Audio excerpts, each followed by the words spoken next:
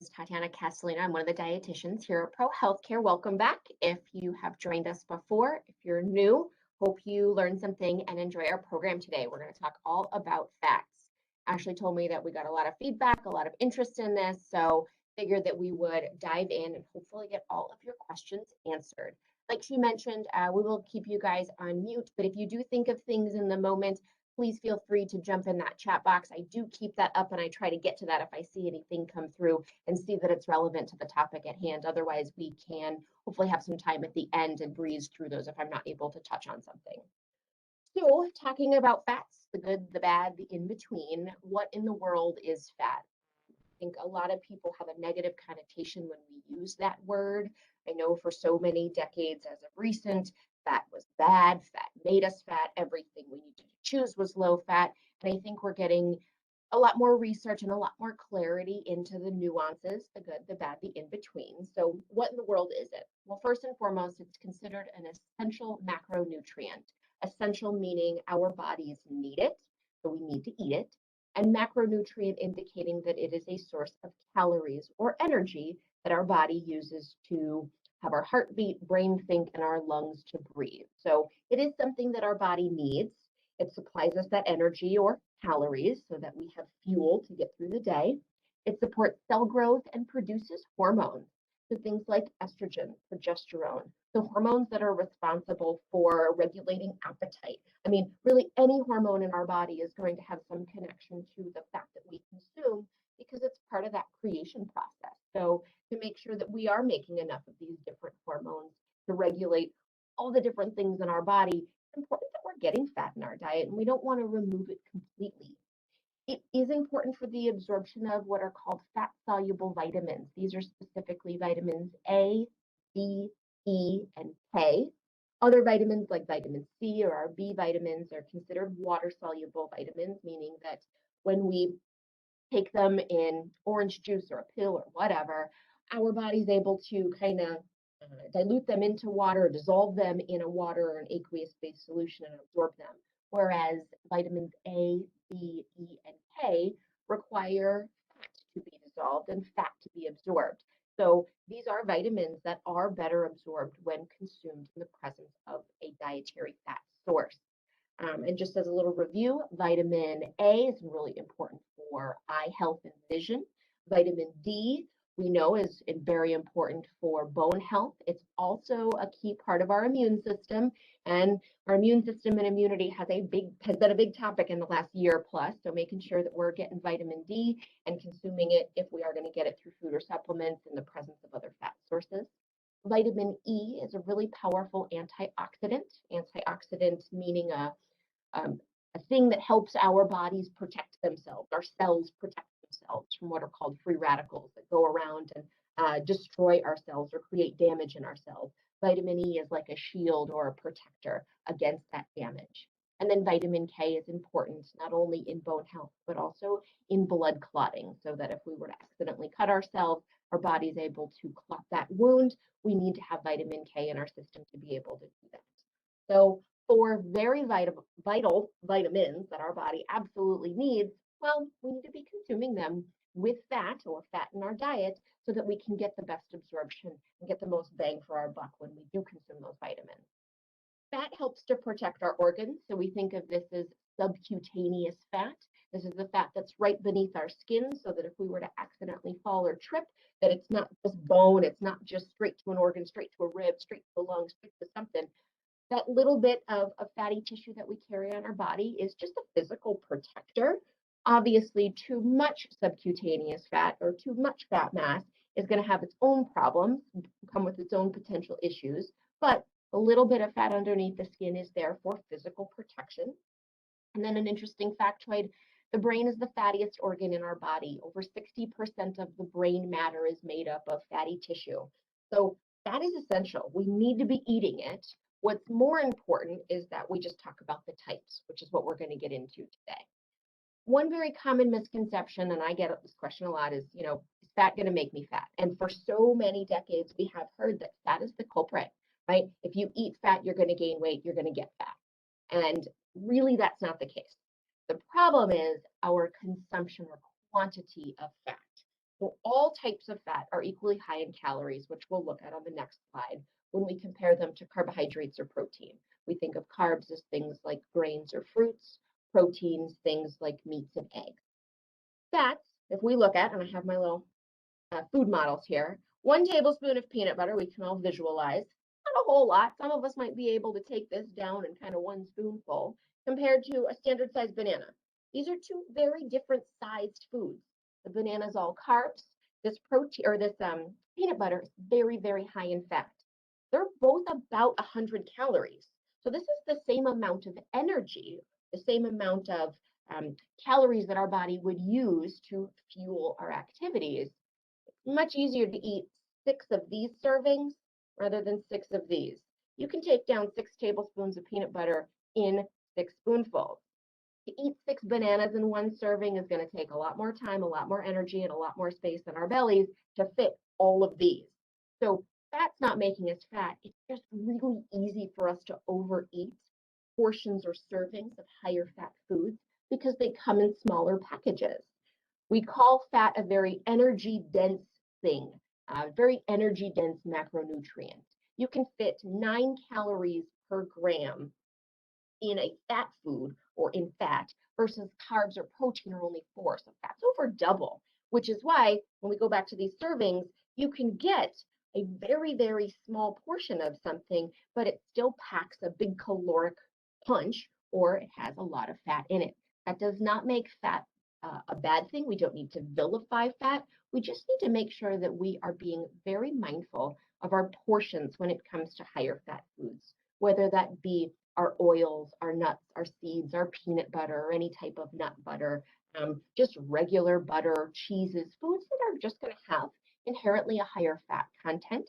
It doesn't mean that we need to remove them or that they are bad. It just means that we need to be more mindful about how much we're eating at one time because they are providing us a lot more calories per bite than our carbs or our protein foods are. So they're just taking up less space in our stomach.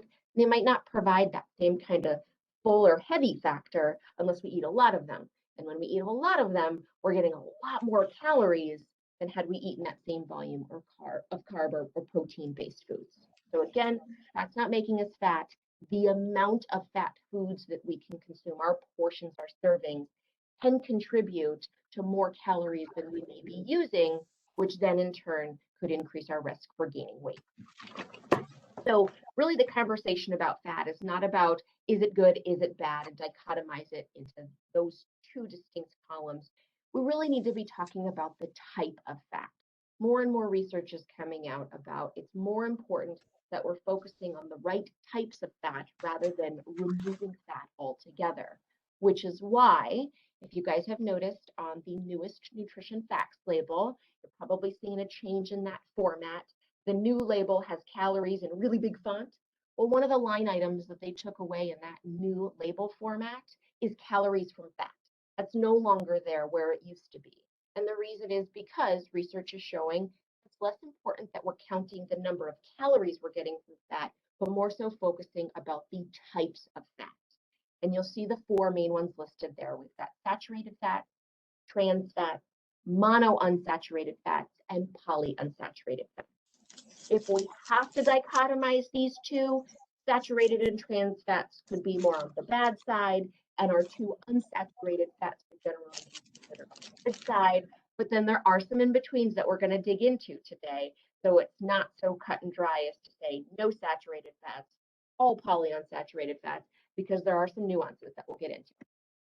So saturated fat. This is something that can generally raise our bad cholesterol, which we consider our LDL. And a little trick of the trade, the way I remember the good from the bad, is LDL, that L stands for lousy. This is our lousy type of cholesterol.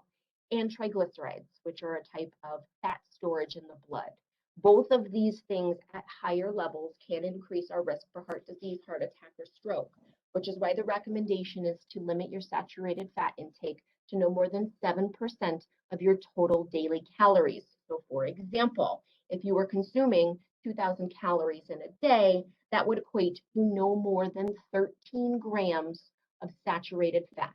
which saturated fat is included on nutrition facts labels. So you will be able to see that listed right underneath the total fat amount. For those of you that are consuming less than 2,000 calories a day, that threshold is going to be even lower. Where do we find saturated fats?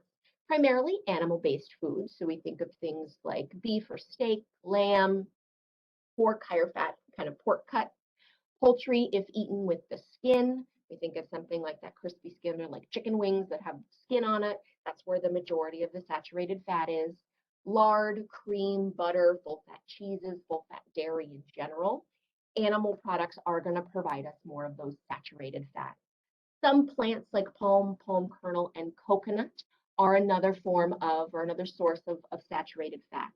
A general rule of thumb is saturated fats are solid at room temperature. So when you keep a stick of butter out on the counter, it stays semi-solid versus if you put oil in the fridge and then take it out and leave it on the counter, it's going to turn back into a liquid. Liquids at room temperature are generally your unsaturated fat. So little rule of thumb there, that if it's a solid fat at room temp, you're more than likely looking at a saturated fat. Now, one of those in-betweens, because we, like I said, generally would put saturated fat in the less healthy category, is your coconut. So we hear a lot recently about coconut oil, and that as a fat alternative in cooking, in recipes, maybe using it instead of, let's say, olive oil. Well, because coconut is solid at a room temperature, the majority of the fat that we get from it is going to be those saturated fats. If we dig down a little deeper, there are different types of saturated fats, and coconut oil is made up of what are called medium chain fatty acids versus some of our longer chain saturated fats or fatty acids. And one of the benefits, the big ones with coconut, is because it's made up of these medium chain fatty acids. They're shorter. Our body's able to break them down and absorb them faster than some of our long chain fatty acids that we might be getting from cheese, dairy, meats, things like that. And so the fact that they're shorter, the fact that they are absorbed at a faster rate can provide us quicker energy. So rather than it taking hours and hours to get that energy, if we need that quicker burst, coconut oil or the fats from coconut would provide us faster source of energy and calories just because that absorption rate is higher. Now, that doesn't mean that we want to convert wholly to coconut oil and coconut products in place of our well-known unsaturated fats, your olive oil, things like that. But it is something that some people have considered incorporating into their diets in small amounts here and there. Trans fats, these are the big bad trans fats. Good news is a couple of years ago, the FDA finally said these are no longer deemed as safe. They're no longer recognized as safe to consume. And so food manufacturers have had to and have started to phase these out of their products. They raise your bad cholesterol, those LDLs. They lower your good cholesterol, your HDL. Another little tip, HDL, H for healthy, L for lousy. That's how I remember which ones are good and which ones are bad. I want you to think of your HDL as those little trash or dump trucks that go around your system and they clean up all the trash. Well, if you have a low number of HDLs or a low number of those kind of trash trucks in your system, you're going to have a lot of trash left over because you don't have enough dump trucks going around and collecting them. So if we know that trans fats reduce or lower our HDL amounts while raising our LDLs, that is not a good situation. We want that ratio to be going the other way. So needless to say, high intake of trans fat can absolutely increase our risk of heart disease. And so we want to limit these to less than 1% or 0 of your calories. Where you find these is a lot in shelf-stable products, baked goods, shortening. They will use trans fats to increase shelf life of products. The way that they make trans fats, there are some that are naturally occurring, but more often than not, a lot of them were coming from manufacturers taking vegetable oils and manipulating them to turn them into solid fats so that they were a lot more shelf stable and food products could stay in your grocery stores for a lot longer without going bad. One kind of way to make sure and to verify that you're not getting any trans fats because of labeling laws, what I mean by that is, as long as the amount of trans fat per serving is less than 0.5 grams, a food manufacturer is able to list it as zero because of labeling or rounding laws. So if it's 0.4 or less per serving, they can round down to zero.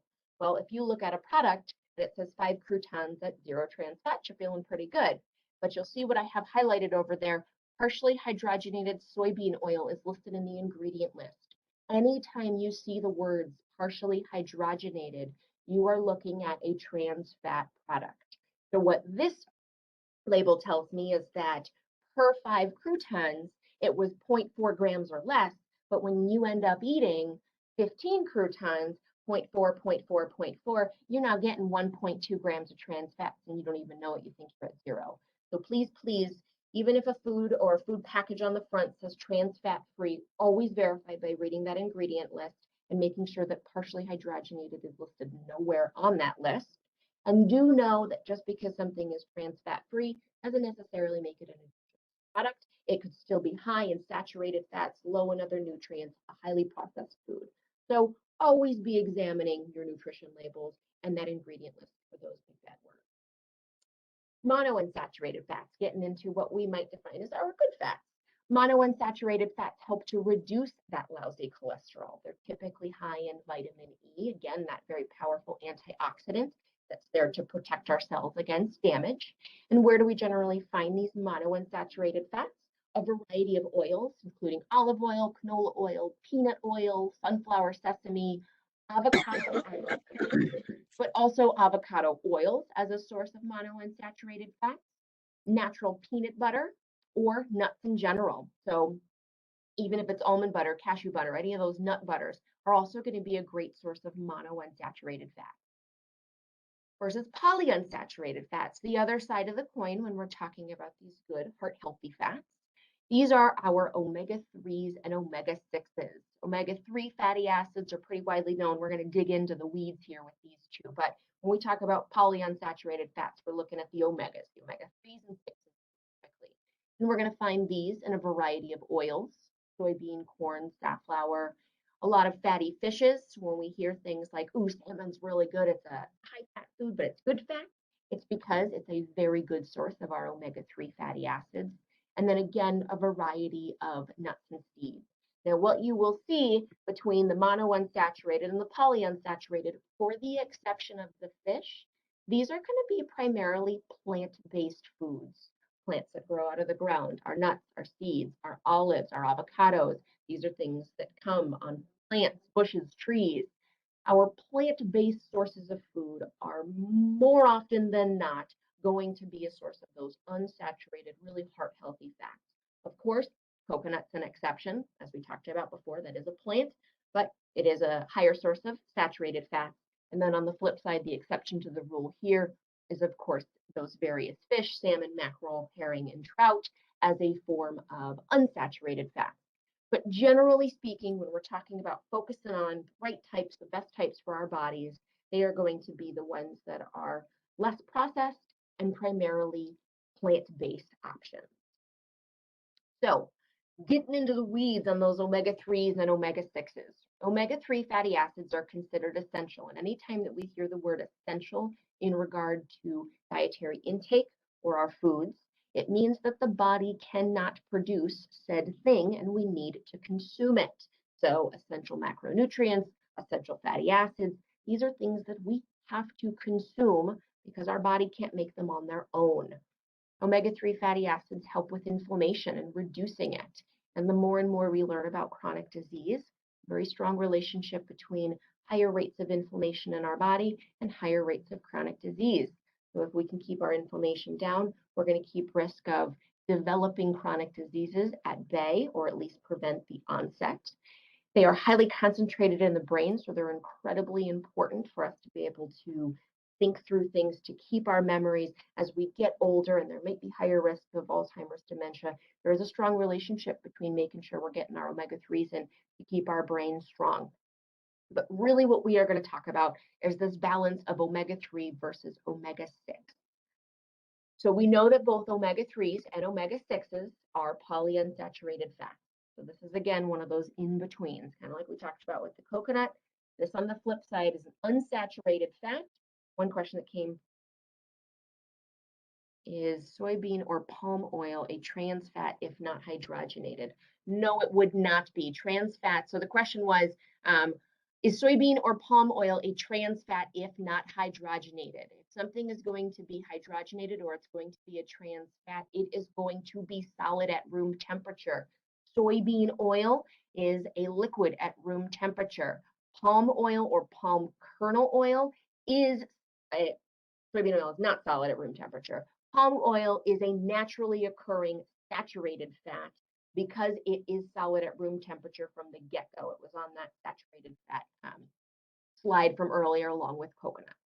So omega-3, omega-6 ratio, both of these are considered polyunsaturated fats. However, it is really important that we are mindful of the ratio of consumption. So you can see the recommendation is a 1:2, meaning for every 1 omega-3 we consume, ideally we would be consuming 2 omega-6s.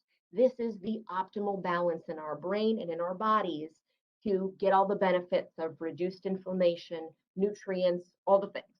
Well, you can see that the typical American intake is a little different. For every 1 omega-3 we consume up to 14 to 25 omega-6s. And you can see listed there why this could be a problem. This unbalanced ratio actually increases inflammation, increases risk for depression, weight gain, onset of diabetes, memory problems. So it is important that we got to dig into kind of the nitty gritty of polyunsaturated fats as a whole are not all created equal, and we need to make sure that we are increasing our omega-3 intake while decreasing our omega-6 intake so that we're getting that right ratio, optimal ratio for brain and body function. So one of the easiest ways is to start reducing corn, safflower, sunflower, and cottonseed oils. These oils are widely used in more highly processed foods.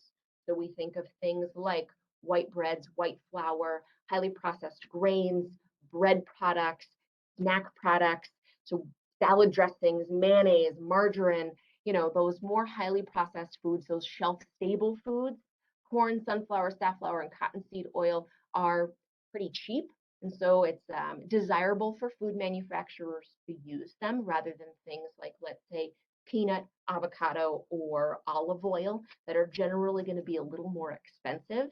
They're going to rely more heavily on these higher omega-6 types of fats or oils to make up the base of their product or to put into their recipes. So please be mindful when you are purchasing packaged and processed foods that yes, you're going to be looking at that nutrition facts label, making sure your saturated fats are low, making sure the trans fats are 0, but also making sure you're taking a look at that ingredient list and really seeing, if this food provides me fat, what oils or what sources is it coming from? Because we really need to be reducing our intake of omega-6s.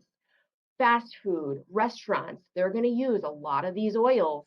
And so it is going to increase our intake of those omega-6s. Really got to get that ratio back in correct balance. Where can we get some good sources of omega-3s? Well, our vegetables or our plant-based sources, flax seeds as well as chia seeds. And really, we're talking about 1 tablespoon a day.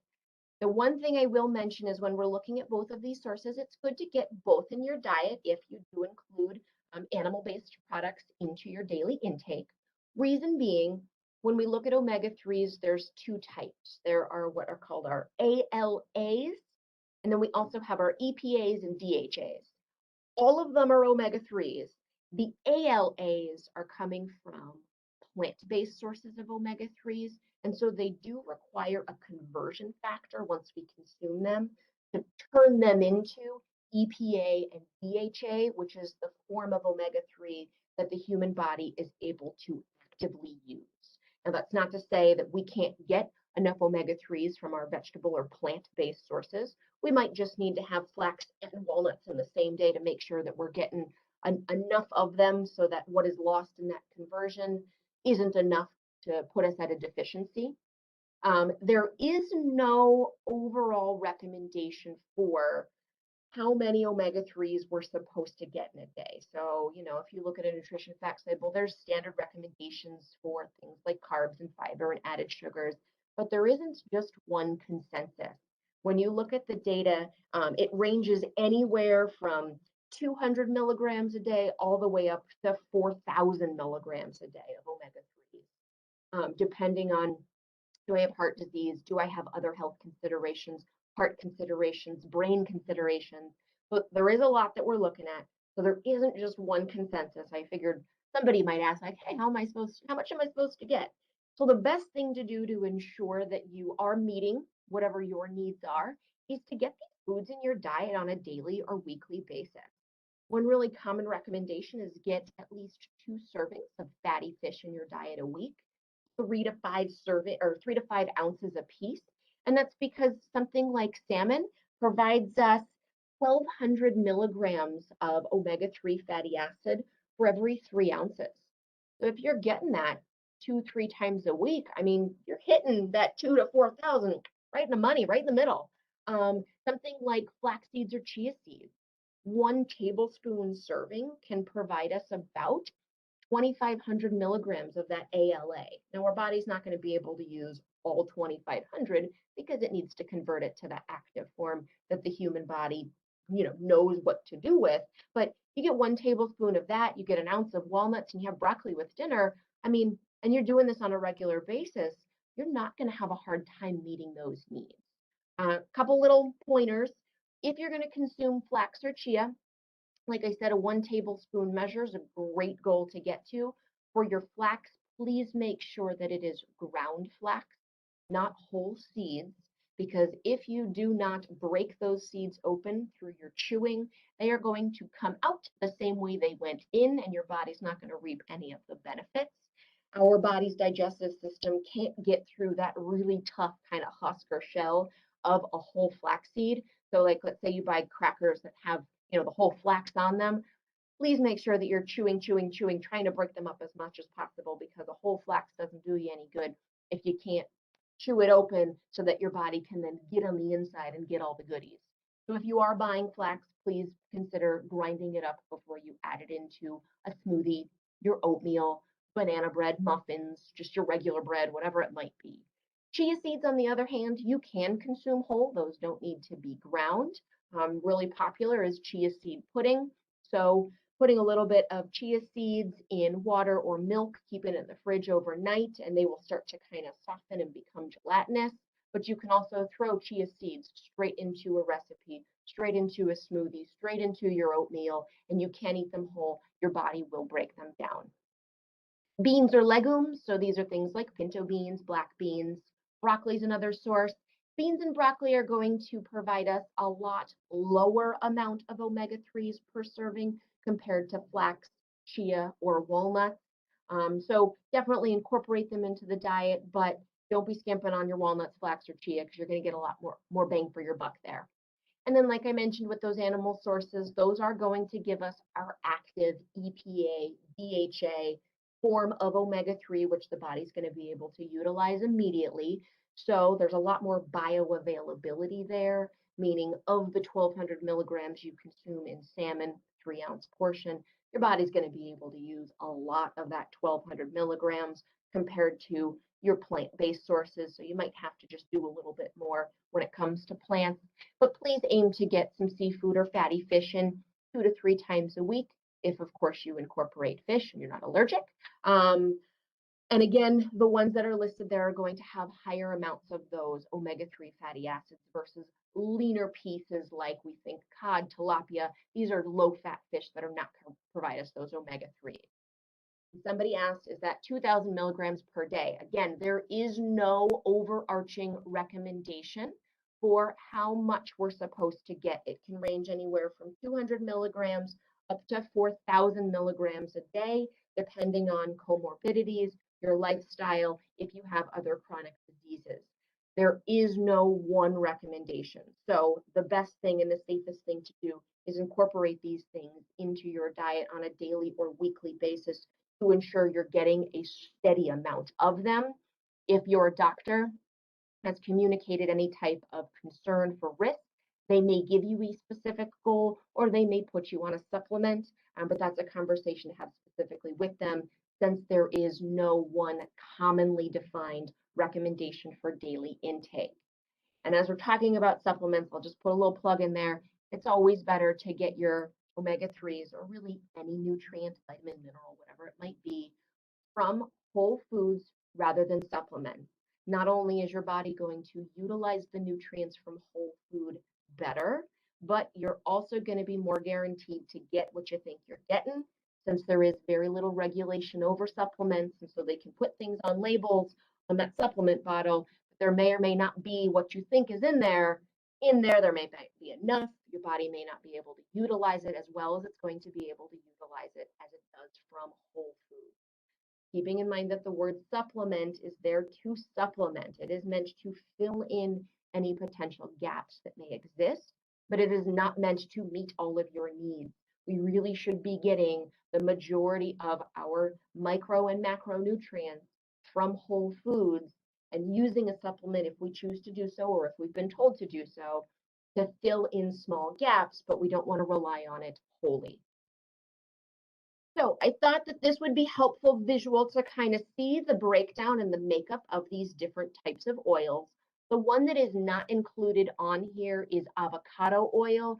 And I just want to point out that it has a very similar makeup to olive oil. So you'll see that 75% of olive oil is made up of that monounsaturated fat. It is not a source of omega-3s, and it's a relatively small percentage of our omega-6s. Avocado oil looks very similar to that breakdown. So when you hear olive oil is the gold standard, olive oil is one of the staples in the Mediterranean diet. There's a lot of heart healthy benefits there. It's because it is the oil or one of them that has one of the biggest percentages of those monounsaturated fats. Avocado is very similar. One difference between olive oil and avocado oil is smoke point. You can use avocado oil in high heat cooking up to about 500 degrees versus olive oil's smoke point is about 375, which is why if you're going to be using a wok or you're going to be doing any high heat stir frying, high heat roasting or baking, it is generally better to use an oil that's going to have a higher smoke point so that one, you don't get smoke in your house, but two, so you don't degrade that oil before you are going to consume it.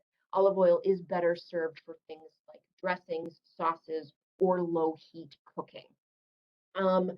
Otherwise, what you'll see here is flaxseed, the one with the biggest stretch of those omega-3 fatty acids. If chia were on here, that would also look pretty similar to our flaxseed. We just don't get chia seed oil. This is obviously a slide about oils.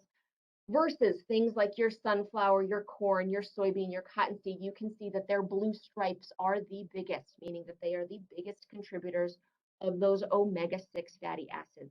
It doesn't mean we can't consume them. It just means we want to be really mindful about the frequency and the portions that we're consuming of these foods. Again, we're going to find them more so in our already packaged or processed items, salad dressing, sauces, mayos, white bread, white products, white crackers, that type of stuff, bakery items. So we all know that we shouldn't be eating too many of those anyways. Well, this is just another reason when we really want to watch our portions and the frequency in which we're consuming those. So when looking at labels, there are some labeling laws or rules for how we label something, whether it says fat-free on the front, low fat, reduced fat. And so I just wanted to give you guys the actual kind of ruling or labeling laws that are out there. Some things to kind of highlight, just because something says reduced fat or less fat, that is defined as at least 25% less than the regular product. Well, if the regular product has 100 grams of fat in it per serving, 25% less is still 75 grams. That's still very high. So always, always, always double check by turning that package around, reading that label, seeing what the fat is, and more so seeing where's that fat coming from. Because it might be a reduced fat food. For example, peanut butter. You can buy reduced fat peanut butter. Well, we know that peanuts are a source of those really good unsaturated fats. So when we eat reduced fat peanut butter, all they're doing is taking away some of those really good heart healthy fats. We would be better off choosing natural full fat regular peanut butter and using a little less regular butter, using a little less cheese or lard or some, a little less chicken skin, because that's where we want to be cutting our fat, or those saturated fats. So please be mindful that that's a little bit one of those in between. Another thing that's not listed on here is that light, that it's at least 1/3 fewer calories. Something that could be confusing is light can also be an indicator of color. So for example, light olive oil, you've probably seen it on the shelves. You've got light olive oil, pure olive oil, and extra virgin olive oil. 3 very different colors. Extra virgin is generally the greenest, the darkest. The pure is a little lighter, and the light is see-through. It's more yellow. It's definitely the lightest in color. When they say light olive oil, that is what they mean. It is light in color. You compare the nutrition facts labels of all 3 of those olive oils, they are going to look identical. Same amount of calories, same amount of fat. It's just an indication of color and therefore taste. So again, there might be some rules and kind of laws around these labels, but always be a discerning consumer and turn those packages around, look at those nutrition facts labels, and make sure that this truly is a product that you want to put in your cart and bring home. Eating in, wanted to give you just a couple quick and easy ways to cut back on the total fat. One that's not included there is under egg. One of my favorite kind of vegetarian or plant-based ways to substitute in an egg in a recipe is for every 1 egg a recipe calls for, you can do 1 tablespoon ground flaxseed to 3 tablespoons water. Mix it together until it starts to become gelatinous, and you can use this as an egg replacement in your baked goods. Obviously, this is not going to work for an omelet. You're still going to have to use eggs, but in things like quick breads or bundt cakes or brownies, or if you're making any of those type of baked goods at home where you can control the ingredients, you can control the stuff in there, you can use that egg substitute. And I wanted to call out about the whole milk. You'll see there that they say fat-free or low fat plus adding 1 tablespoon of liquid vegetable oil. This can help really choose the better type of fat. So you're still going to get fat, right? Because we know that vegetable oil, olive oil, whatever, is going to have fat in it. It's oil. But when we dig down to what type of oil is this, we know that whole milk provides us primarily those saturated fats. If we can choose a non-fat product and add in our own unsaturated fat product, well, now we're getting the benefit of the fat we know our body needs, but we're getting the better type of fat because it's coming from that plant-based source. I also like to use that strategy in things like ground meats. So let's say that you're going to make burgers or you're going to make meatballs. Well, you want your meatballs to be tender. We can rely on fat to do that. So a lot of people might do a 70-30, 80-20 type split. Well, I like to buy the 90-10, and then I add in olive oil to my recipe so that I still get that moisture and I still get that tenderness from the fat, but now I'm getting it from olive oil, not from the saturated fat from the cow, the turkey, whatever it might be. So there are ways to cut back on our saturated fats while still getting tasty fat in our life. We're just getting it now from those healthier sources. And needless to say, the more cooking that we can do at home, the more control we have over these recipes, and the more we can make these swaps to make sure that we are focusing on the best type of fat for our diet rather than relying on more processed goods, restaurant goods, fast food, where we don't have any control. And I promise you, you've got a lot better choices and a lot better chance of getting the right stuff when we're doing it at home. Eating out, again, just some kind of quick and dirty recommendations. You'll see at the top there, generally speaking, if we can focus on the keywords of steamed, broiled, baked, grilled, poached, or roasted, these are generally going to be lower fat forms of cooking compared to things like frying, for example. And anytime you're reading a menu and you're seeing what the ingredients are, what's in that item, really try to be mindful of where do I think the fat's hiding? Are there sauces? Are there dressings? Is there aioli? Is there something that I can ask for on the side where now I'm in control of how much I'm going to use rather than it being decided for me? I don't know about you guys, but I hate to get a salad out and it's more of a soup than a salad because they put so much dressing and stuff on that there's just like so much at the bottom that it's like soupy. I would rather have control over that myself and say, just put that on the side and then I will decide how much. And some of you might have heard this before, but a really great strategy for something like salad dressings is to make sure you don't overdo it, is to, on the side, put your fork tines in the salad dressing and then make your bite. And now you've got just enough dressing to kind of coat your mouth and coat the things that are in it without kind of dunking it or pouring it all over. And then you might be overdoing it. Another thing, and I don't think it's listed on here, but it just came to mind. One of my favorite salad dressing alternatives is salsa. So this might be a little easier to do at home, but either making fresh salsa or you can purchase fresh salsa and using that on top of a salad rather than dressing. You still get the moisture from the tomato juices and the different vegetables, but it's very, very low in fat, lower in calories, and just kind of a fun, interesting way to eat salads a little. So overall, one thing that we can do is replace our solid fats with oils. So if you are generally cooking with Crisco or margarine or butter, these are things that are going to be more solid at room temperature. Choosing something like an olive or an avocado oil that's liquid at room temperature is going to be an indication of more of an unsaturated fat. Remember, those are the ones we're trying to focus on. Replacing processed snacks with more whole food items. Now, this is a benefit across the board, not just in regard to fat, but generally speaking, a whole food item is going to provide us more fiber, keep us full, especially if we're snacking in between our meals. Could be an indication that we're hungry and our meal didn't satisfy. Well, if we want that snack to satisfy without us having to go back an hour later and get another one, is we want to make sure we get the most bang for our buck. And remember, the three things that keep us fullest the longest are healthy fats, proteins, and fiber. So when you look at things like nuts, fruits, vegetables, and non-fat yogurt, you're going to be getting a lot more fiber from whole nuts, whole fruits, whole vegetables. You're going to be getting more protein from something like a Greek yogurt or nuts. You're going to get fat from those nuts. And now let's put it together. We've got a little non-fat Greek yogurt. We add in some slivered almonds or chopped pistachios and a couple blueberries. Boom, you've got a well-balanced snack that's all whole foods, or what I call single ingredient foods. These are things that don't necessarily need an ingredient list because it's obvious what they are. An avocado, a tomato, plain yogurt, right? These are things that are just going to either have no ingredient list or really, really, really short so that we know that people and food manufacturers aren't sneaking a bunch of stuff into us.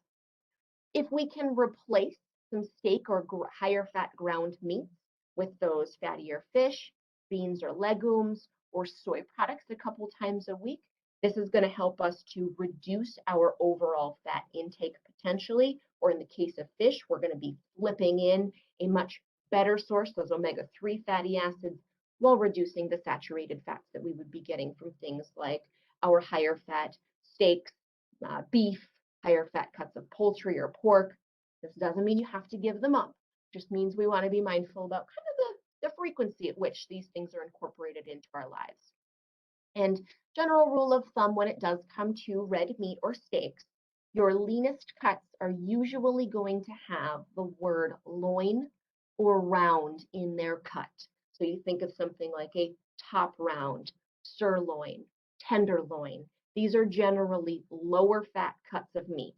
And so when we're trying to replace some of those saturated fats or reduce them, we can still incorporate some of these meat products in on occasion. But if we can do so by choosing a leaner cut rather than something like a ribeye or a prime rib that's going to have a lot more marbling in it, don't get me wrong, I know they're tasty, but all of that marbling in there is what's contributing to that high saturated fat. And then please remember that all fats are high in calories, like we talked about at the very beginning of this. So our body needs fat. We just want to make sure we're focusing on the right types. So it's not about, oh, okay, well, I'm going to keep all my current solid fats, meats, all the things that I know are higher in saturated fat, and add in avocados and nuts and olive oils and add in more fats. Because then you're going to be adding in more calories. And if you're not offsetting that from other food choices, or you're not offsetting that from increased activity levels, it's going to be really easy to start to see that scale kind of tick up. So what we're really trying to do here is replace our saturated and trans fats with our unsaturated, monounsaturated fats, and particularly those omega-3 fatty acids. We want to cut back on the ones that we know aren't great for our heart health, and we want to replace them with the ones that we know are better for us.